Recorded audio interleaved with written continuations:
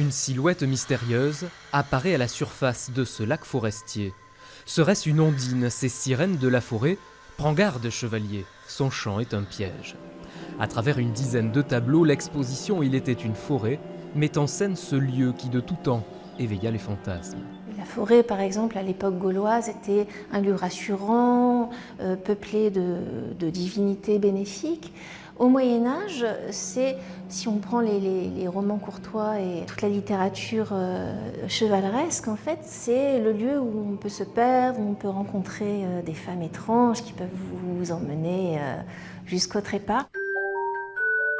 La forêt, élément majeur de l'art du XIXe siècle, est aussi l'un des symboles du romantisme. Avec cette scène, inspirée à la fois de La Belle et la Bête de Cocteau et d'une version soviétique de ce conte, on retrouve la végétation envahissant l'intérieur des demeures.